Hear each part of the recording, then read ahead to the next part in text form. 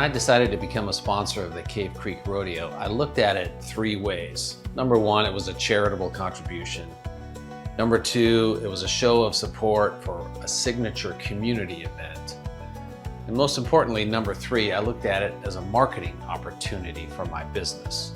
I went into it not with the mindset of what's the rodeo going to do for me, what am I going to get for my sponsorship, but instead I approached it with the mindset of what can I do with this sponsorship to leverage this and maximize the exposure for my business.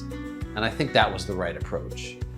My sponsorship wasn't just my logo on a banner and a bunch of mentions during the rodeo and several tickets.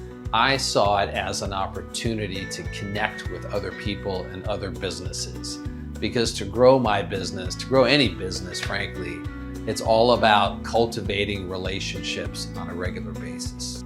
I found out who the other sponsors were, and I wrote each of them a letter letting them know that I was a fellow sponsor, that it's important for me to support the community where I live and work, and that I prefer to associate with other people who also feel the same way that I do, that want to support the community that supports them.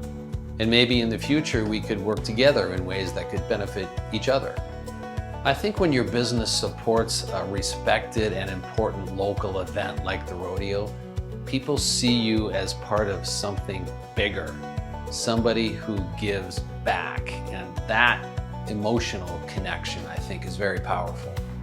When I went to the sponsor appreciation party, I made it a point to meet as many of them as I could so I could introduce myself, put a face to a name.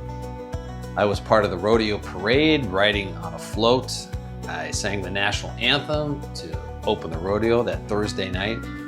So it gave me visibility in an environment where people were relaxed, having fun, and it was more of a warm introduction rather than a cold call.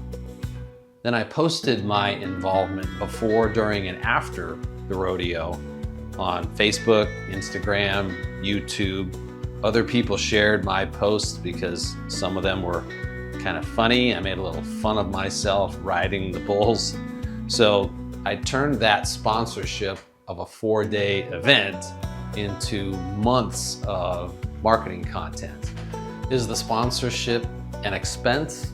Yeah, of course it is. But with the right approach, it's more of an investment. And I think it pays off in reputation, in reaching people, connecting with people, and cultivating those relationships.